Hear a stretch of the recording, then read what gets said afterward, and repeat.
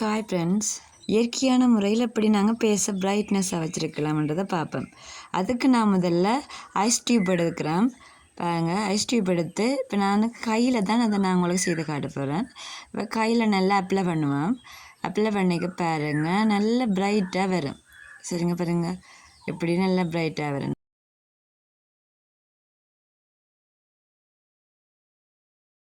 Normal வாட்டரில் நாங்கள் wash பண்ணுறதை விட ஐஸ் வாட்டரில் வாஷ் பண்ணி பாருங்கள். அதில் இருக்க டஸ்ட் எல்லாம் ரிமூவ் ஆகிடும். ஐஸ் வாட்டரில் வாஷ் பண்ணிவிட்டு அதுக்கப்புறம் நாங்கள் பப்பாசி பழத்தை இதை பேஸுக்கு அப்ளை பண்ணுவோம். பப்பாயா சோப் வாங்கவே தேவையில்லை. ஒரு பீஸ் பப்பாசி பழமே போதும், எங்களோட பேஸை நாங்கள் பிரைட்டாக வச்சுருக்கலாம். டெய்லி இதை நாங்கள் அப்ளை பண்ணி வந்தோம்னா எங்களோட பேஸை நாங்களே பார்த்து ரசிப்போம். அவ்வளவு பேஸ் பியூட்டியாக வரும்.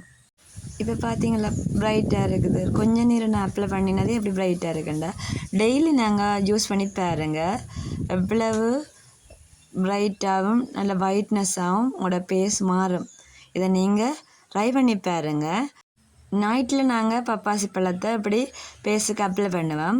ஒரு 10 நிமிஷம் கழித்து அதுக்கு பிறகு ஐஸ் வாட்டர்லேயே நாங்கள் பேஸை கழுவி கொள்ளணும். பாருங்கள், இப்படி நாங்கள் கொஞ்சம் நேரம் பூசிட்டு அதை ஒரு 10 நிமிஷம் நாங்கள் அதை வச்சுக்கொள்ளணும். நீங்கள் டெய்லி இப்படி செய்து வந்தால் உங்களோட பேஸ் நல்லா பிரைட்டாகவும் ஒயிட்னிங்காக மாறும்.